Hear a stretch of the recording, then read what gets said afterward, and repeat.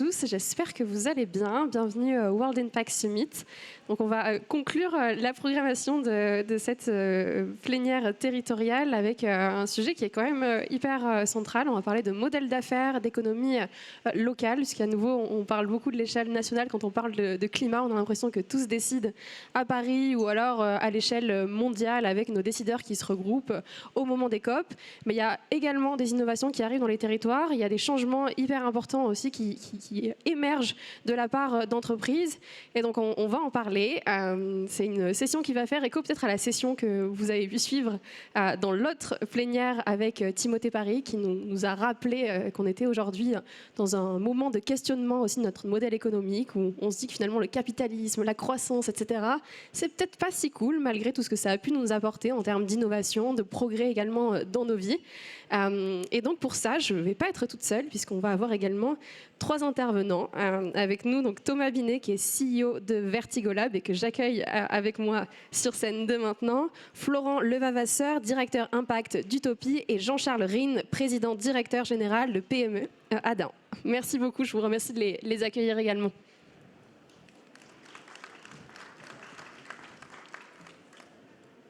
Alors pour ma part, je suis Stécie Algrin, je suis journaliste spécialisée sur les enjeux de biodiversité, et donc je suis très heureuse d'être avec vous pour cette dernière conférence. Donc comme je le disais, on va parler d'économie locale, de modèle d'affaires à impact, beaucoup de mots, et on se demande finalement qu'est-ce que ça veut dire tout ça, et concrètement à quoi ça fait référence. Et je vous propose peut-être qu'on commence avec vous, Thomas. Quand on parle de modèle d'affaires à impact, ça veut dire quoi? Parce que l'impact, on a l'impression que tout le monde en fait, presque.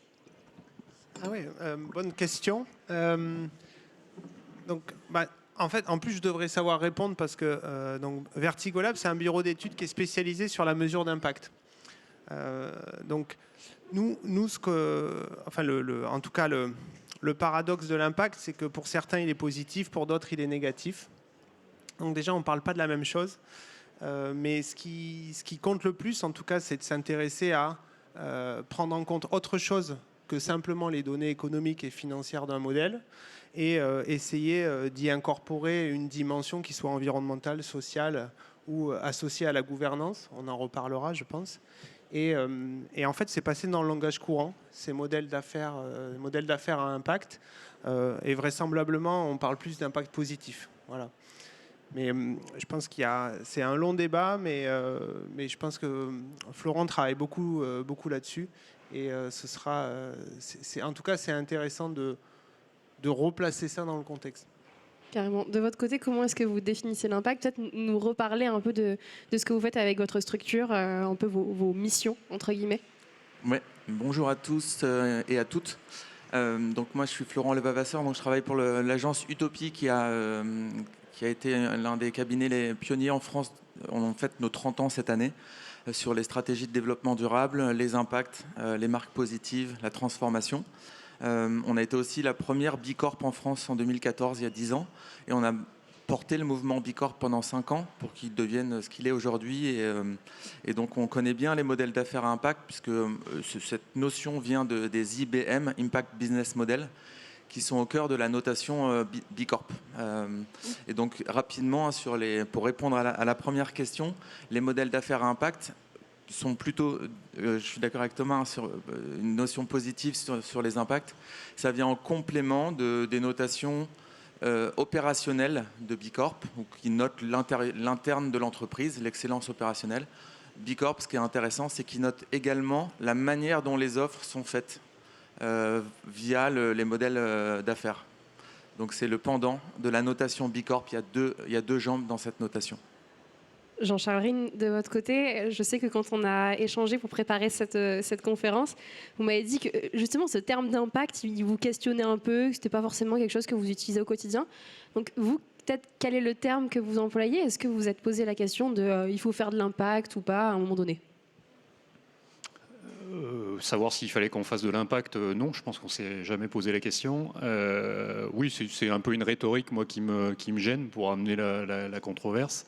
Je veux dire, c'est un peu comme le principe de neutralité carbone. Enfin, je veux dire, il n'y a pas d'activité neutre, sauf compensation, j'allais dire. Donc, on a de l'impact. Je pense qu'il faut, qui est souvent, j'allais dire, controversable, on va dire. Donc l'idée, c'est plutôt de limiter son impact quand il est négatif, et puis de réfléchir à la façon dont on peut être plus contributeur au bien-être de la société, aux citoyens qui nous entourent, et aussi plus contributeur aux enjeux planétaires. Donc voilà, nous, c'est un peu notre vision qu'on peut avoir de ces notions-là.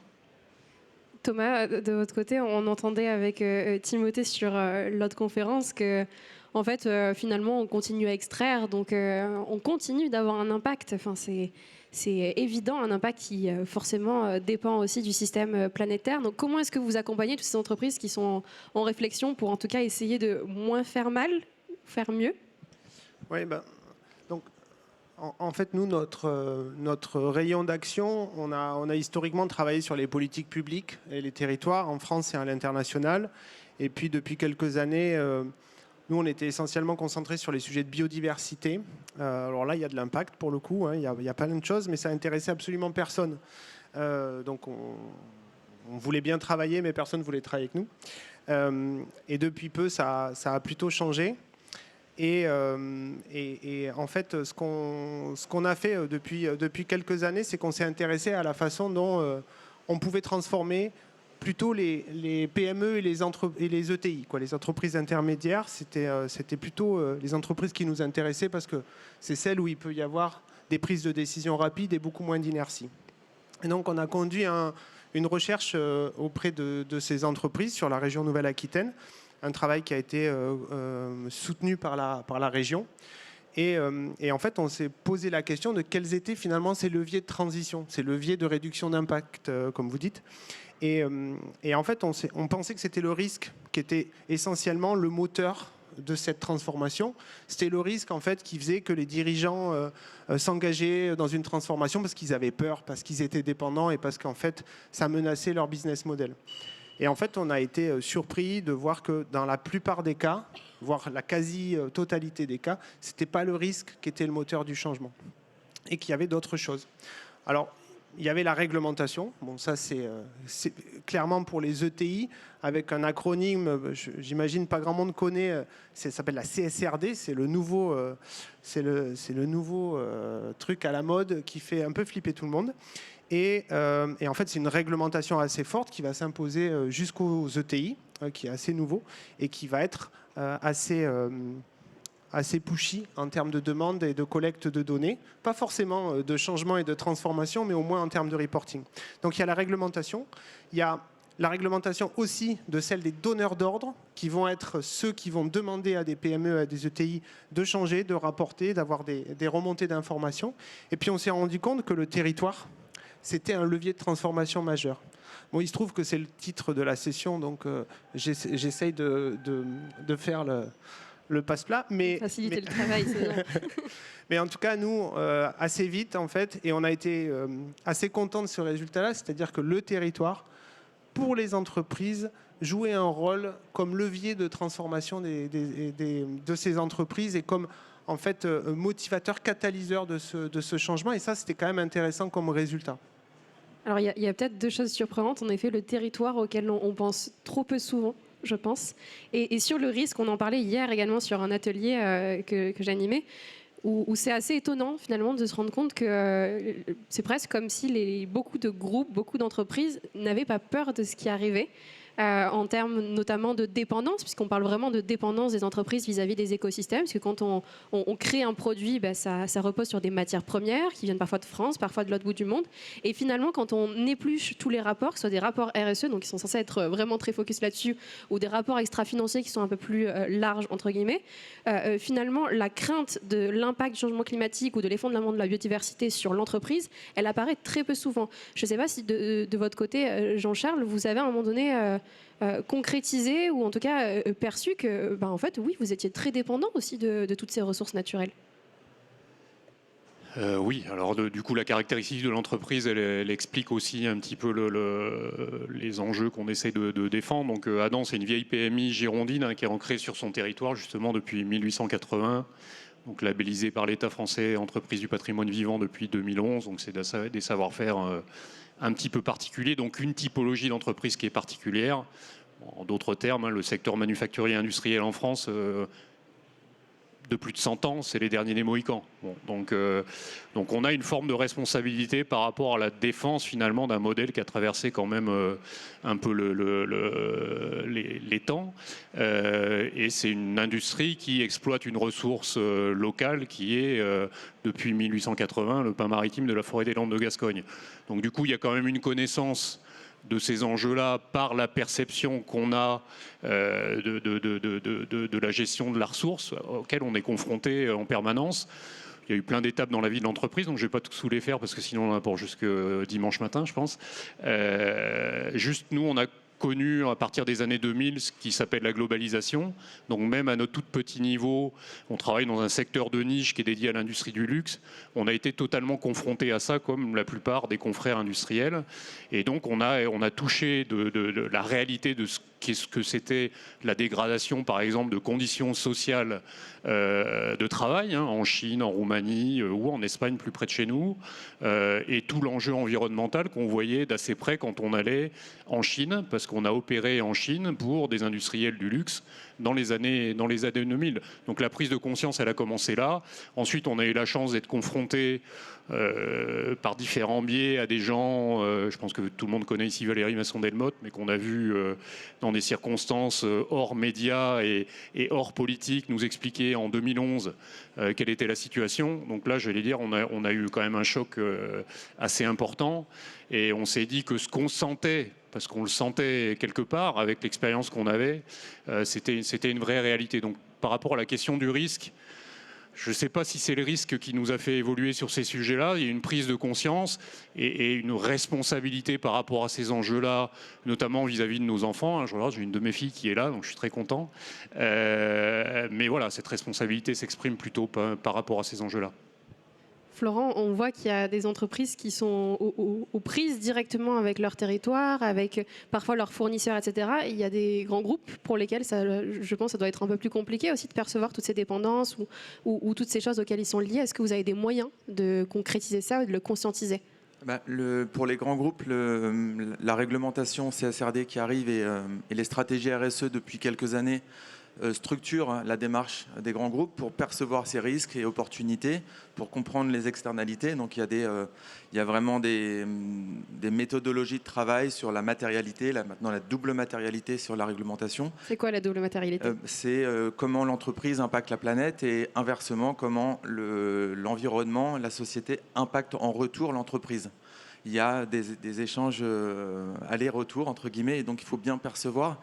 Et en fonction de cette grille d'analyse, l'entreprise va plus ou moins prioriser ses combats, sa perception des impacts dans cette réglementation CSRD.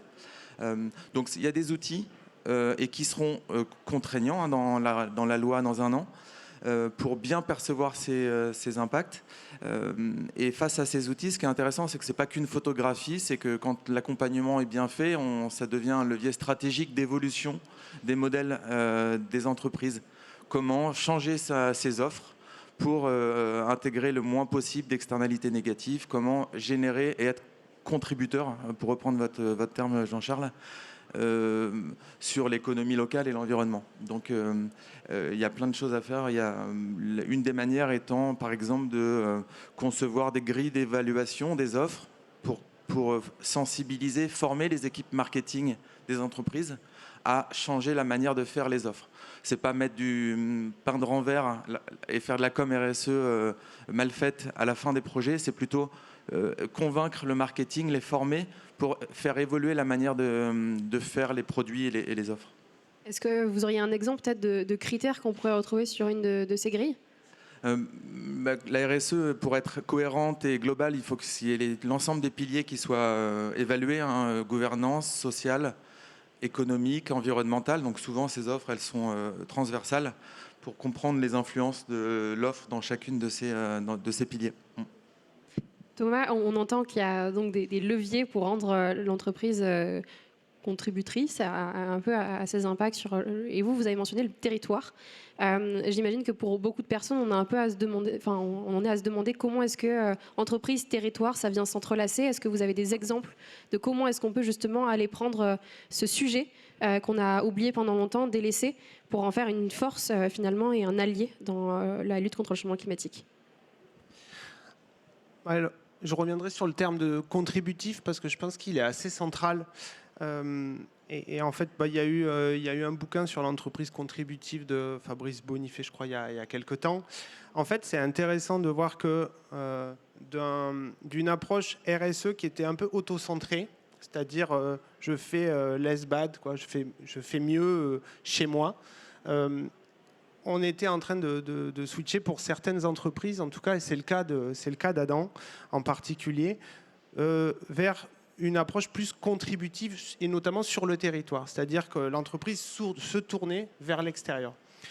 Et en fait, ça c'est assez, ça fait du sens de s'intéresser à l'extérieur et au territoire assez automatiquement parce que les salariés notamment de l'entreprise sont ceux qui vivent sur le territoire et puis l'attractivité, la fidélisation sont devenus des facteurs de production au moins aussi importants que l'approvisionnement en matières premières en fait aujourd'hui. Donc le territoire devient un terreau pour le maintien, la pérennité d'une entreprise. C'est, dans la plupart des cas en tout cas, c'est effectivement le cas. Et donc on a des entreprises qui se disent bon, ben, quel est l'effet de contribution. Et ça, c'est des choses qu'on cherche à mesurer économiquement, c'est-à-dire en gros, pour 1 euro de chiffre d'affaires, pour un emploi dans mon entreprise, quelle est ma contribution sur le reste, donc extramuros, quelle est ma contribution à l'économie territoriale, quelle qu'elle soit, de la métropole, du département, de la région, etc. Et donc l'idée de chercher à mesurer ces effets d'entraînement, ces retombées, c'est des choses importantes. On fait un peu le même métier avec Florent, puisque Utopie réalise aussi des travaux de ce genre-là, parce qu'en fait, je pense que tous deux, j'espère, en tout cas, on a compris que cet effet d'entraînement, il avait un sens politique qui était important. Donc ça, c'est plus pour comment l'entreprise se tourne vers l'extérieur, parce qu'elle a compris que sa pérennité est à l'extérieur de ses murs. Ça vaut aussi pour encore un terme un peu barbare, ce qu'on appelle le scope 3, c'est-à-dire tout son impact hors les murs, et notamment sur sa chaîne de valeur, qui est quelque chose qui est essentiel, qui est encore largement mis sous le tapis, largement oublié, mais c'est finalement ses émissions de carbone importées, par exemple, ou celles de sa chaîne de valeur, qui sont encore peu comptabilisées. Et c'est bien dommage, parce qu'en fait, c'est là qu'il y a un gisement d'impact, qu'il y a un gisement d'amélioration, un gisement de progrès en fait pour l'entreprise. Je vais rebondir là-dessus si tu permets. On avait publié il y a quelques années, déjà 2017 ou 2016, une note de position. Utopie, on met beaucoup de choses en open source sur notre site internet. Donc allez voir, c'est très riche en publications, qui s'appelait vers les villes fabricantes. C'est-à-dire vraiment, on avait quantifié des classements des villes les plus fabricantes qui produisent pour leur territoire sous-jacent. Et ça justifie complètement ce que tu dis, Thomas. C'est vraiment clé la manière dont le territoire nourrit pour lui-même sa production. Parce qu'on est souvent dans une économie qu'on appelle de l'absurde. On importe ce qu'on consomme et on exporte ce qu'on produit, générant des flux qui ne sont pas forcément nécessaires, d'un point de vue carbone encore plus.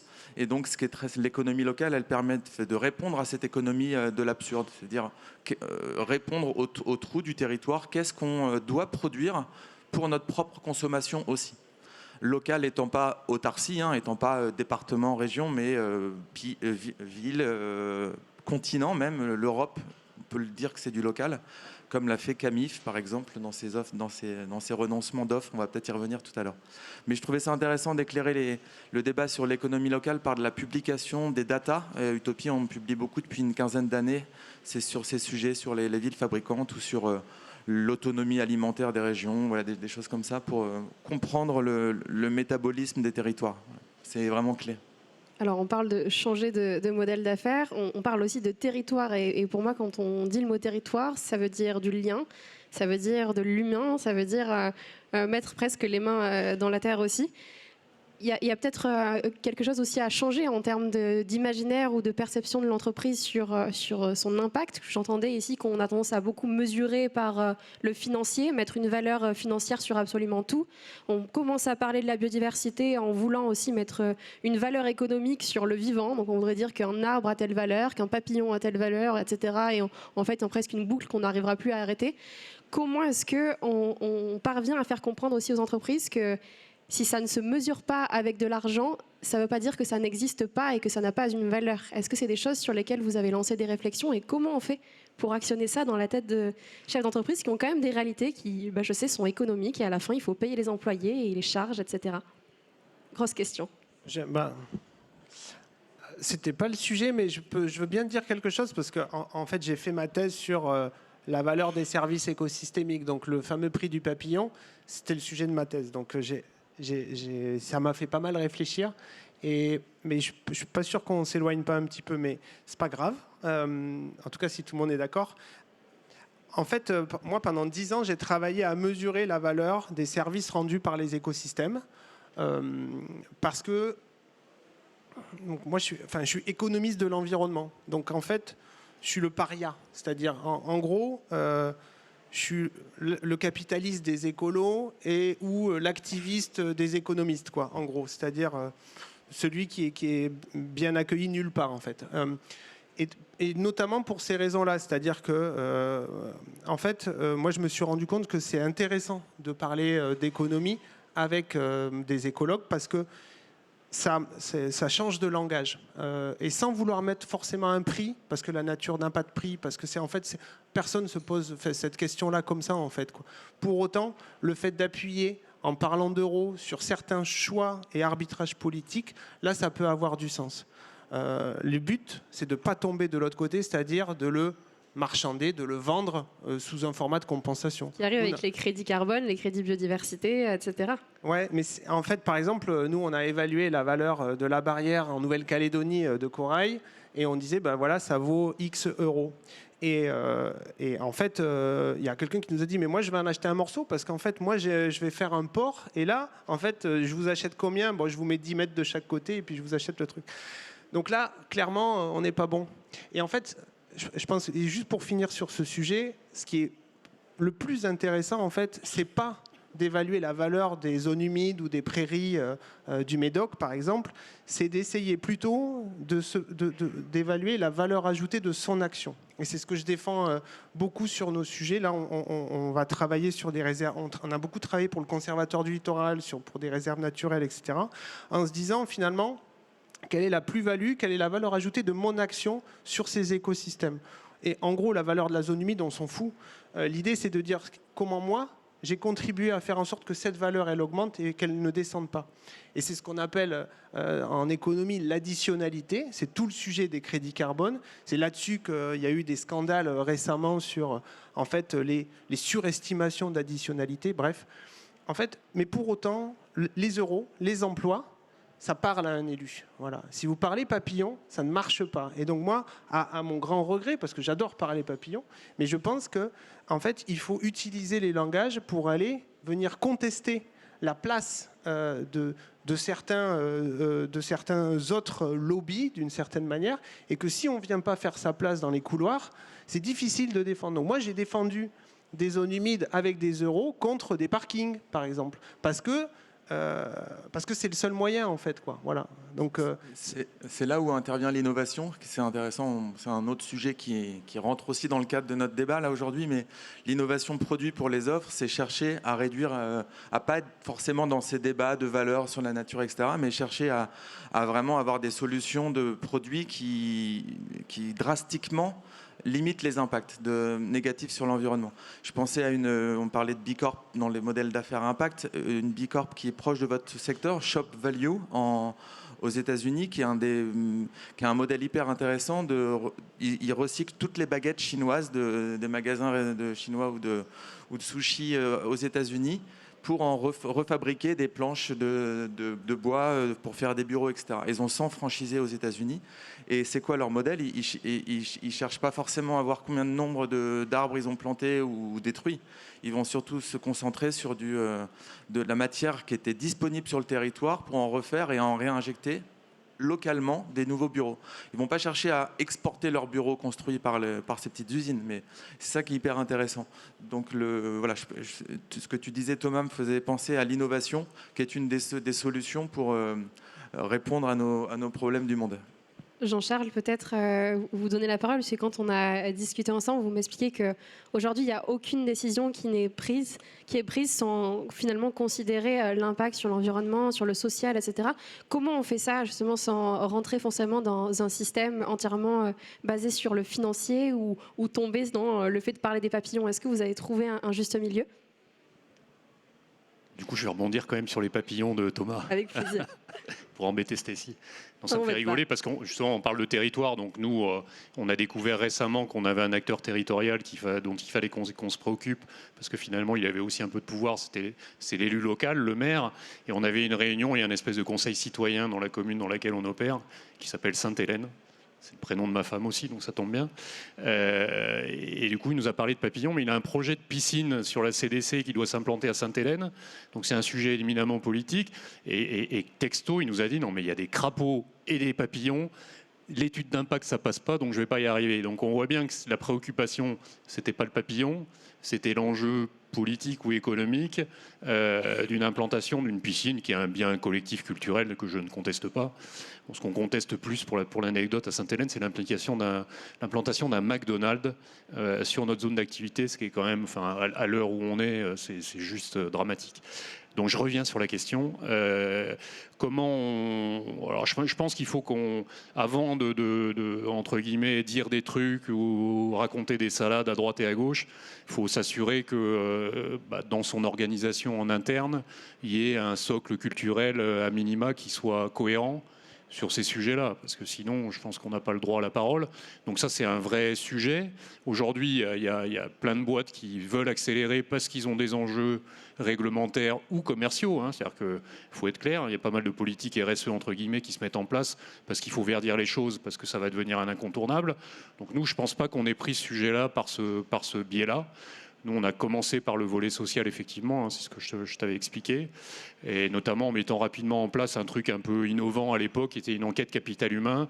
On parle de triple comptabilité. Il y a le volet social, effectivement. Donc nous, on a touché du doigt déjà un truc un peu immatériel qu'en PME, on ne connaissait pas. Donc on a fait ça avec l'Université de Bordeaux, un prof qui s'appelle Trébu, qui a monté sa fondation Capital Humain depuis à la chaire de Bordeaux Université. Donc voilà, c'était de se dire, pour nous, dans la typologie d'activité qu'on conduit, le volet social interne, il est prioritaire. Et donc, il faut écouter les gens. C'est que du bon sens. Enfin, il y a beaucoup de choses qu'on se raconte qui sont du bon sens, de reconstituer des choses qui étaient déjà faites avant, d'ailleurs. Bon, donc, on n'invente pas grand-chose.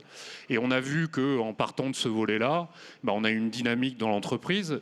Ça paraît aussi assez simple, qui s'est remise en route. Bon, c'était à partir de 2009. Depuis 5 ans, on a été très emmerdés par une concurrence effrénée asiatique. Donc on était sur un modèle économique, pour reprendre les termes de Thomas, qui allait passer à la trappe. Donc en redynamisant le volet social, on a redynamisé aussi une performance globale, si tant est qu'on puisse définir ce que c'est correctement aujourd'hui une performance d'entreprise. Mais en tout cas, au plan économique, ce qui était le sujet numéro 1 à l'époque, on a effectivement redressé la barre. Et puis, du coup, on s'est posé d'autres questions parce qu'on a rencontré d'autres gens, notamment sur le volet environnemental. Et puis, on est arrivé sur finalement une donnée qui devait être plus globale dans l'entreprise, donc qui s'appelait développement durable. En 2010-2011, pour ceux qui se souviennent, c'était un truc qui n'était pas très clair. Et quand on parlait de développement durable, on était pris pour un Khmer vert, quoi, en gros, un peu le paria que décrivait Thomas. C'était un peu ça, au fin fond du Médoc, de la forêt. Voilà, il y a encore pas mal de nids climato-sceptiques en Médoc. Donc nous, on est là-dedans. Donc voilà, on ne peut pas s'affranchir de ces sujets-là sans effectivement essayer de développer un peu les choses en interne. Et nous, on est plutôt des techniciens ou des ingés, donc il nous faut aussi des outils de mesure et des outils tout court. Et là, on est tombé sur un truc qui nous a intéressés, alors qu'on n'était pas du tout formaliste, ISO 9000, 14000, etc., qui s'appelle ISO 26000. Je vais faire un peu de pub pour une norme qu'on a quand même pas mal développée en France. On a été accompagné par COP de France et l'AFNOR. Bonjour Mélodie.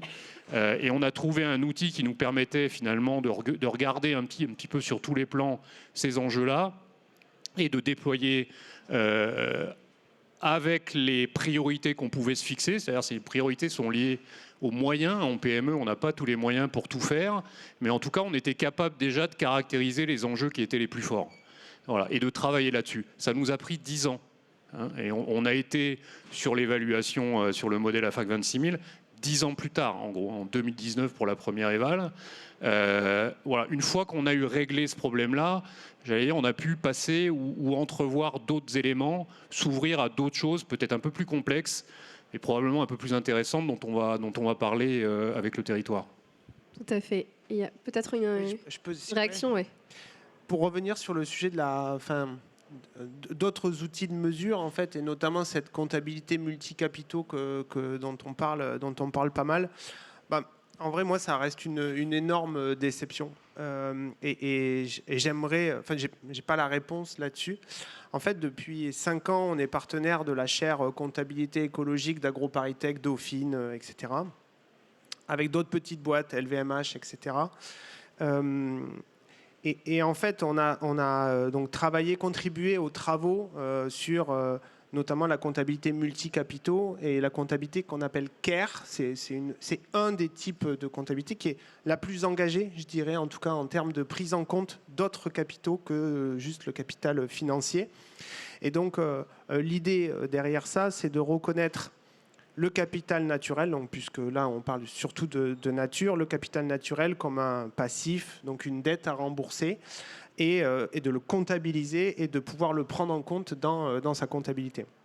Moi, personnellement, je suis intimement convaincu, et ça date il y a début des années 2000, c'est un chercheur assez connu qui est décédé maintenant, qui s'appelait Laurent Mermet, qui était prof à l'ENGREF, qui était absolument incroyable, et qui m'avait dit, il faut travailler sur la comptabilité. Arrête avec tes conneries de services écosystémiques, c'est pas le sujet. Il faut y aller sur la comptabilité. Il a raison. Il avait raison, et il a toujours raison, je pense. Le sujet, c'est comment la comptabilité qui nous gouverne tous, en fait, en tout cas toutes les personnes morales, toutes les entreprises, en fait, c'est le logiciel qui décide.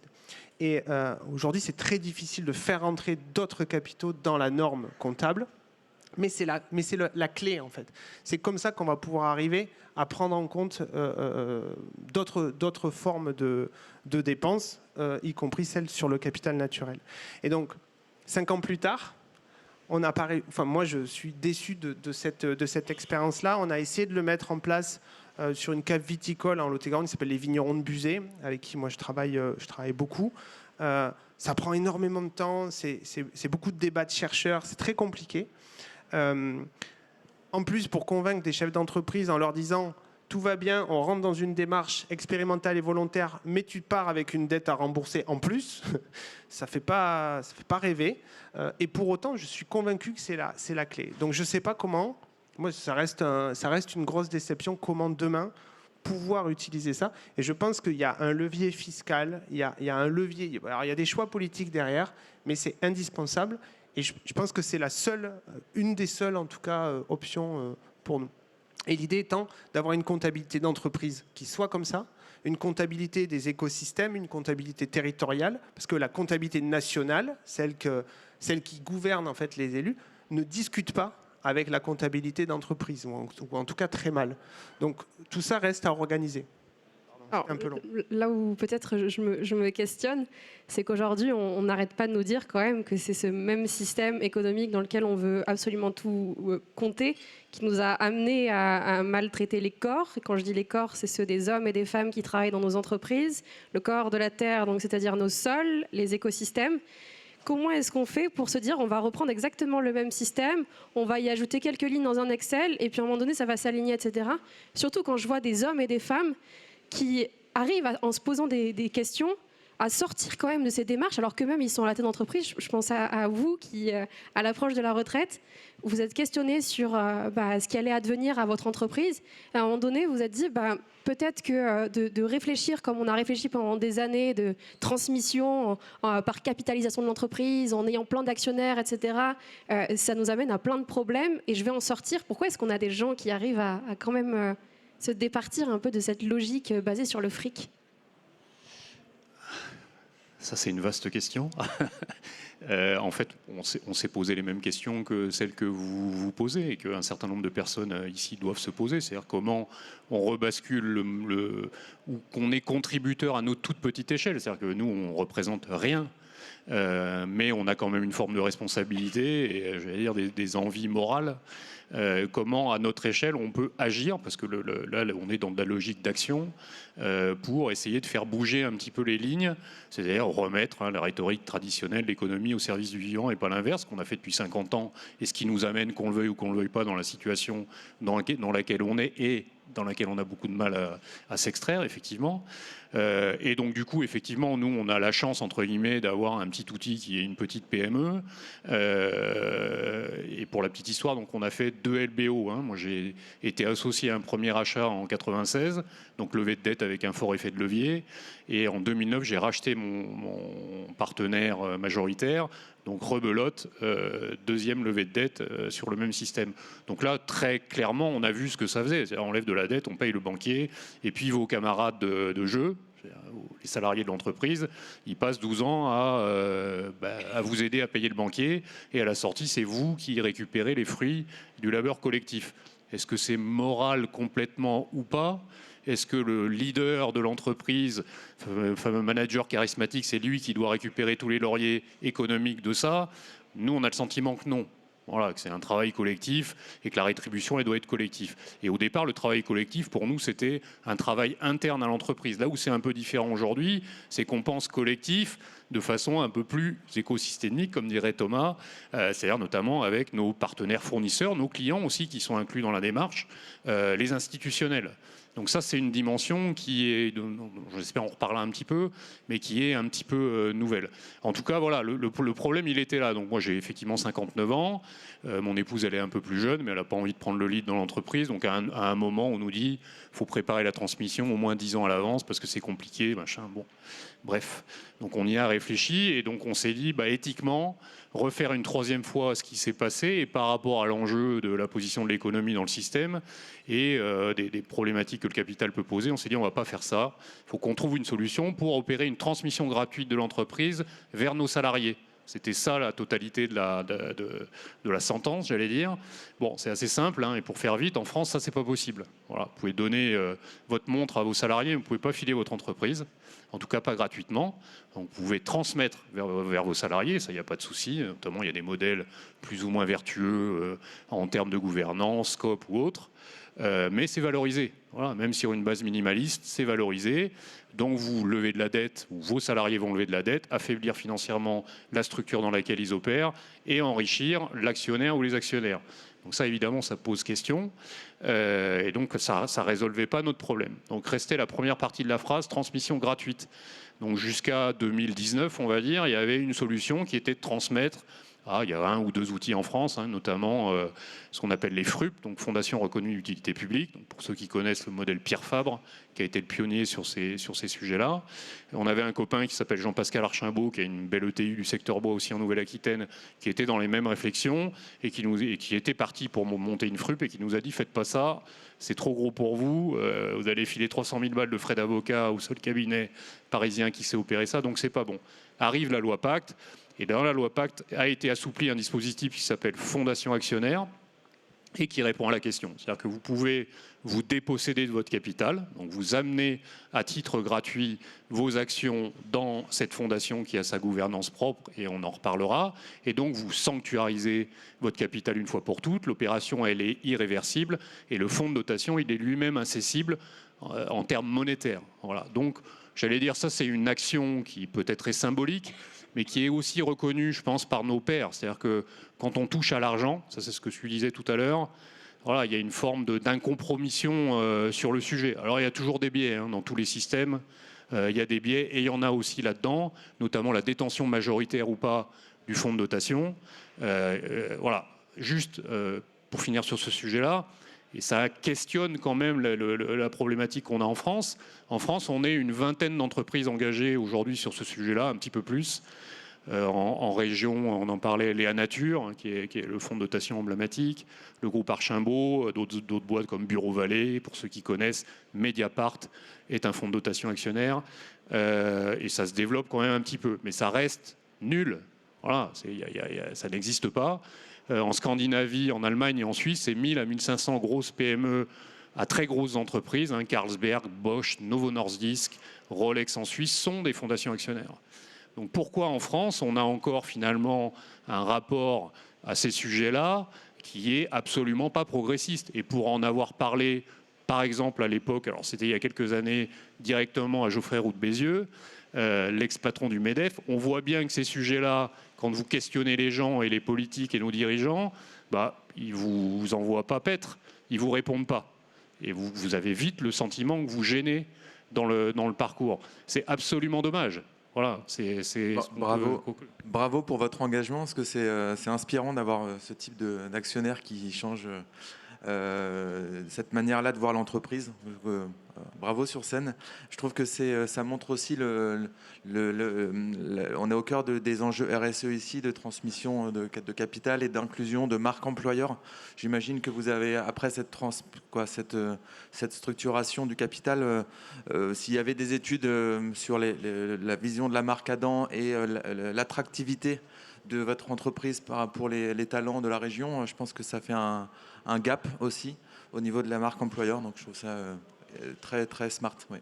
Justement, j'allais vous lancer, puisque là, on a quelques exemples d'entreprises qui changent profondément. Il y a une entreprise qui revient très régulièrement quand on parle de modèle d'affaires à impact, ou en tout cas de renoncement également, c'est Expansience. Et il me semble que vous avez travaillé avec eux. Est-ce que vous pourriez nous en parler un petit peu ? Oui, votre histoire, c'est un renoncement certain et plutôt une nouvelle histoire pour les salariés. Quand on parle de renoncement dans les entreprises, il y a vraiment des très belles histoires depuis... c'est pas seulement depuis un an. Le renoncement, souvent, ça se prépare depuis 10-15 ans. On a accompagné, par exemple, historiquement, Botanique sur ces grands plans de zéro pesticide et cette émergence de l'entreprise responsable qui est Botanique. Et depuis une dizaine d'années aussi, l'entreprise Expansience sur les produits pharmaceutiques et notamment sa gamme Mustela. Et elle a pris l'engagement récemment de devancer, d'anticiper la loi ARGEC de limitation des lingettes jetables en 2040. C'est un projet de loi en 2040 qu'on n'ait plus le droit de produire et consommer les lingettes jetables. Ça représente 20% de le chiffre d'affaires de Mustela, les paquets de lingettes jetables pour enfants. Et ils se sont dit, on va anticiper la loi 13 ans avant. En 2027, on va faire une croix sur ce chiffre d'affaires.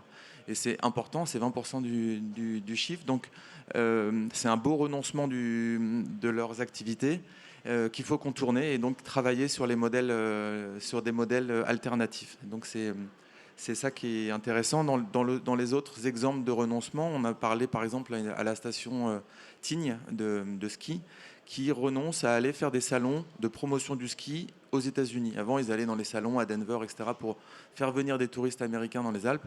Depuis 1 ou 2 ans, ils arrêtent d'engager des coûts marketing pour faire venir des touristes américains.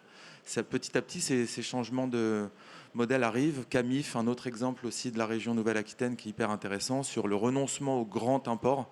Ils n'ont plus dans leur gamme de produits des produits asiatiques, 0%. C'est que européen. Avec 80% d'achats français. Et c'est des marques qui marchent bien parce qu'elles sont cohérentes dans leurs pratiques et une vision long terme de leur choix. Et peut-être si on pousse la cohérence encore plus loin, on se rend compte, vous avez commencé à en parler tout à l'heure, que si l'entreprise elle va avoir vraiment un impact dans son territoire, si elle veut se lier finalement avec la vie de ce territoire, est-ce qu'on ne devrait pas se tourner vers une entreprise plus politique peut-être, Thomas ?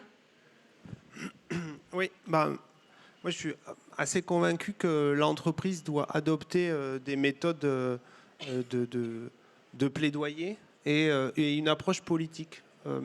Alors certaines grandes entreprises savent très très bien le faire, hein. Même ils s'organisent, ils financent, bref, ils sont bons. Et à la petite échelle, en fait, moi je me suis rendu compte qu'il y a beaucoup de dirigeants qui sont mal outillés en fait pour aller discuter. Or en fait, la transition écologique des entreprises, elle doit nécessairement avoir l'appui de la collectivité. En fait. Quelques exemples, mais les boîtes d'assurance, par exemple, la Maïf, à Niort, comme d'autres, en fait, ils auront beau mettre des hangars à vélo sur leur parking, en fait, c'est la galère pour faire du vélo à Niort. Voilà. Et donc, si la collectivité n'engage pas des dépenses et une réelle infrastructure de mobilité douce sur la commune, c'est impossible que les gens puissent venir en vélo à l'entrée du parking de la Maïf, par exemple. Donc, c'est un exemple très concret, mais pour dire que en fait, les entreprises ou les dirigeants et les entreprises plus généralement sont assez mal outillés. Or, ça c'est juste du plaidoyer, mais il y a aussi d'autres formes politiques, et notamment la contribution à la vie politique, mais politique au sens de la cité, que là ça peut vraiment avoir du sens. Je rebondirais bien sur là, tu as la vision du territoire là, où tu décris des manques quelque part d'infrastructures ou de secteurs. On a travaillé beaucoup, notamment sous la houlette d'Arnaud Florentin, le directeur associé d'Utopie, sur la diversité économique des territoires. Il a fait beaucoup d'études et a publié un livre cette année sur le maillage économique sectoriel de chaque territoire, en observant des zones qui sont prospères économiquement et aussi démocratiquement. Il y a vraiment un lien entre la diversité économique des secteurs d'un territoire, sa stabilité politique, son bien-être. Et c'est pas quand on a un territoire qui dépend que de 3 grosses usines pour faire vivre quelques salariés et qui importe tout le reste, qu'il est stable, résilient dans le temps et résilient aux crises qu'on a vues pendant le Covid ou les crises de guerre, etc. Et donc cette diversité économique, c'est un joli cap à donner politiquement pour une région et pour une entreprise, de travailler à renforcer la diversité économique de son territoire. C'est aussi c'est des caps, mais c'est donc aussi des possibilités d'innovation pour l'entreprise, de voir comment rendre plus diversifié son tissu, comment remonter sa chaîne, l'amont, l'aval, de sa chaîne de valeur, pour encore mieux ancrer dans le territoire l'entreprise. Jean-Charles, il me semble que c'est quelque chose que vous mettez en pratique, justement, ce rapport aux politiques, ce rapport au territoire, en prenant aussi votre part, en allant former parfois, en allant discuter. Est-ce que vous pourriez nous parler de ce que vous menez de front ? Oui, alors juste pour rebondir sur ce que tu disais, je pense que la question de l'autonomie par rapport à ce qui va nous arriver, elle est clé. Donc, et l'autonomie territoriale, c'est une échelle à laquelle on peut travailler, en tout cas dans nos entités. Mais il va falloir que les gens réfléchissent un peu le sens de l'activité par rapport à ces questions d'autonomie sur des enjeux de base, hein, alimentaires, constructifs, énergétiques. Et aujourd'hui, pas grand monde veut regarder ça de très près. Il part de besoin du territoire dans ces logiques d'autonomie, des ressources qui sont à disposition, et qu'est-ce que je mets en œuvre pour arriver à faire en sorte que tout ça puisse fonctionner. Donc ça, c'est, je veux dire, dans nous, le virage qu'on veut opérer, il est autour. Il n'est pas opéré. On commence à y travailler un peu sérieusement, mais ça fait partie des enjeux, puisque si on peut aussi questionner nous-mêmes notre propre utilité. On fait du packaging pour l'industrie du luxe. En termes d'utilité, c'est zéro. Donc, voilà, on peut se trouver de l'utilité dans le social. C'est beaucoup la façon dont les gens expriment leur utilité, mais ça ne va pas suffire, quoi. Donc pivoter dans une activité économique, c'est un enjeu qui nous arrive rapidement et qui est compliqué à prendre pour les chefs d'entreprise. Ça, je pense que ça va au-delà des problématiques écosystémiques et qui est compliqué aussi à prendre pour nous. Sur la question politique, nous, on mène du plaidoyer sur les enjeux de fondation actionnaire, ça, on en a parlé. Dans la gouvernance, puisque la gouvernance du fonds de la fondation actionnaire est propre, donc on a des représentants des salariés, les fondateurs, moi et mon épouse, et puis des personnalités qualifiées externes. Thomas, pour la mesure d'impact, Jean-Pascal Archimbaud pour sa vision d'industriel du secteur bois, et le plus important, le plus intéressant par rapport à la discussion qu'on a, c'est on a une personne morale qui est le PNR Médoc, Parc naturel régional du Médoc. Donc ça, c'est une personnalité qualifiée politique qui est représentée par son président et qui représente surtout le territoire et ses enjeux. Donc là, je pense on doit être les seuls aujourd'hui en France à avoir cette typologie de personnalité qualifiée dans une gouvernance d'une fondation actionnaire. Mais on aime bien aussi, alors la rhétorique, elle est toujours sympathique, hein, les termes d'hybridation ou autres. On aime bien regarder ce que fait l'ESS, mais on aime bien aussi essayer de voir comment on peut s'intégrer, y compris dans les enjeux de gouvernance, avec notre territoire. La gouvernance du fondation actionnaire, elle a deux rôles. Elle mène une politique d'intérêt général, j'en dirais deux mots, et elle a un rôle d'actionnaire. Donc elle va piloter finalement les actions stratégiques de là ou des entités qu'elle possède. Donc la personne morale qualifiée PNR Médoc a son avis à donner sur les orientations d'une entité qui opère sur son territoire. Voilà, on est dans de l'expérimental à une toute petite échelle, mais c'est peut-être une première piste. Sur des actions d'intérêt généraux qu'on mène, alors on n'aime pas trop la philanthropie en termes compensation, donc nous on essaye de partir des besoins du territoire et de les qualifier, donc avec le PNR et aussi avec l'action de Thomas. On a trois axes pour faire simple. Un enjeu sur des modalités de gestion forestière alternative. Pour simplifier, c'est la même chose que l'agriculture conventionnelle et l'agroécologie. Donc c'est un sujet ici en Nouvelle-Aquitaine qui est très, très, très politique. Donc il faut y aller avec prudence. Un deuxième sujet qui est faire ensemble sur le territoire. Donc on est conventionné avec le tiers-lieu du Médoc sur des enjeux de suivi de projets. Et le troisième axe, c'est éducation à l'environnement. Donc pour revenir sur ta question, donc on déploie de la fresque. On a 7 salariés formés à 3 typologies de fresques différentes auprès des élus du territoire. Donc ça, c'est aussi extrêmement intéressant parce que du coup, on est confronté directement avec la culture, avec les mentalités, avec les enjeux des élus politiques du territoire et on peut pousser un certain nombre de lignes très pragmatiquement sur le terrain. Voilà ce qui est notre enjeu. Alors, il nous reste presque pas de temps normalement, mais peut-être Thomas, on a entendu que Adam était peut-être l'une des seules entreprises à fonctionner comme ça avec sa fondation actionnaire. Mais il me semble que vous travaillez sur le lancement d'un programme de recherche-action pour essayer de désemer et de donner vie à d'autres initiatives de ce type. Merci pour c'est la pub. Fort de cette connaissance du rôle important du territoire, en fait, on cherche à aller un peu plus loin et on a posé les bases avec Jean-Charles aussi d'un programme de recherche-action sur ce sujet. Donc, de la responsabilité territoriale des entreprises, du sujet de la relocalisation, en se disant, conceptuellement, on voit bien, et on en a parlé, conceptuellement, théoriquement, mais ce qui nous intéresse, c'est d'aller expérimenter. Et donc là, on lance un programme sur 1 an et demi, avec une vingtaine d'entreprises. On en a une bonne dizaine déjà, et puis on va boucler ça au mois d'avril.